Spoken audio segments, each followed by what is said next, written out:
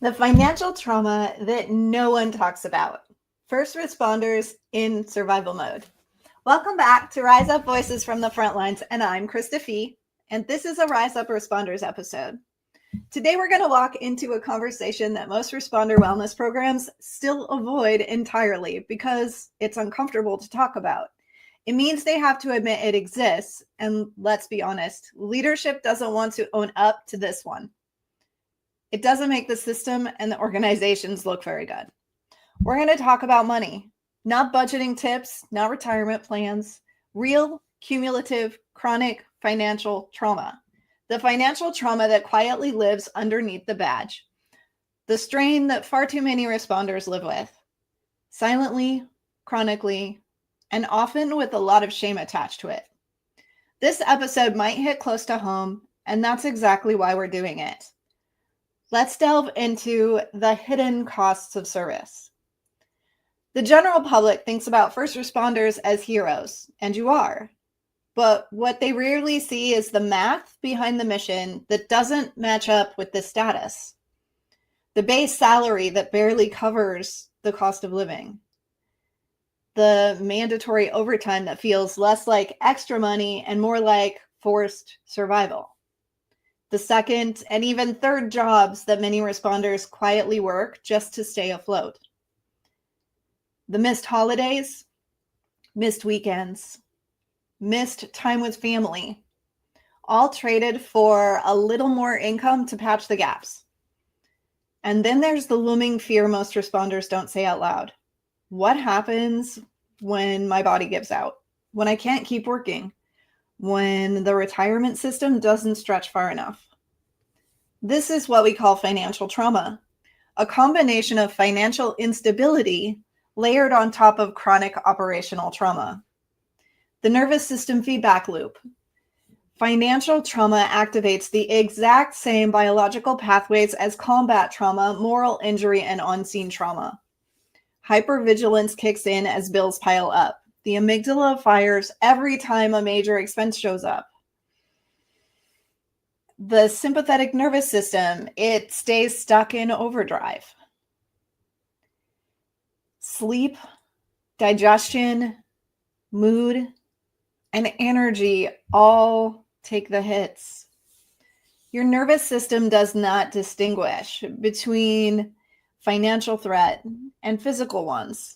So to your brain, they both activate the exact same survival response. This is one of the reasons so many responders live in chronic activation, even on their days off. The uniform may come off, but the financial battle never really pauses.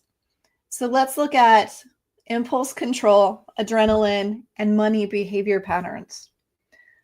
Let's talk about something that very few wellness programs ever address: how operational conditioning affects financial decision-making.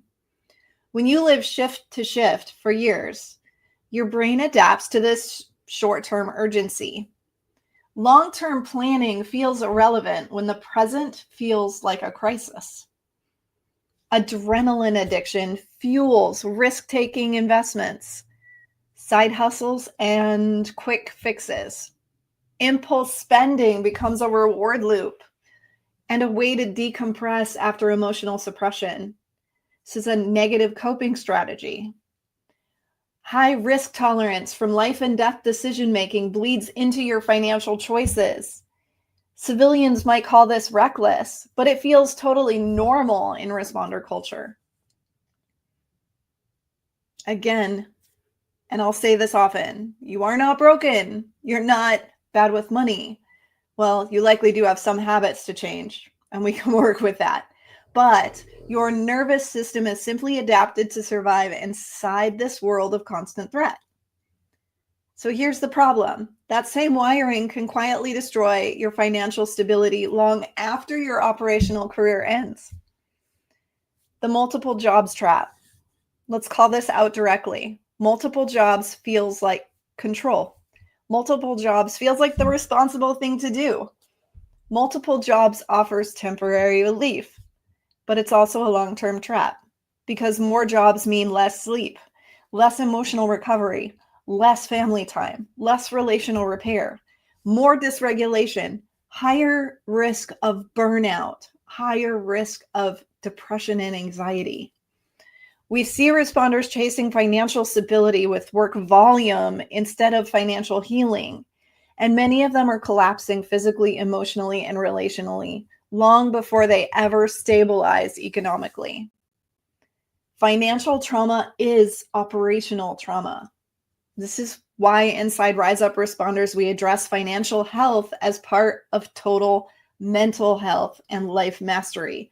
Because when financial stress goes unaddressed, the anxiety becomes chronic.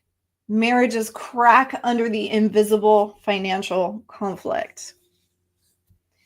Your physical health deteriorates under the overwhelming amount of stress hormones. Sleep disorders worsen. Retirement becomes terrifying instead of empowering. If we're serious about trauma-informed care for responders, then we can't keep leaving financial survival mode out of the equation. Financial trauma is real. Financial dysregulation is nervous system dysregulation. Financial healing is part of operational recovery. If this episode hits close to home, you are not alone, and you don't have to keep surviving this battle in silence. At Rise Up Responders, we're building trauma-informed responder wellness that actually accounts for all the weight you're carrying, not just the calls that you work.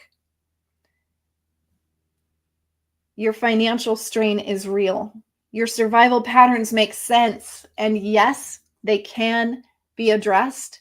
They can be changed. They can be healed. And if you're ready to explore how we can support your wellness, including the financial trauma piece that most programs ignore, I invite you to schedule a private call with me. Let's talk about where you're at and what it would look like to reclaim stability in every part of your life. You can schedule that call using the link above or below, depending on where you get your favorite podcasts.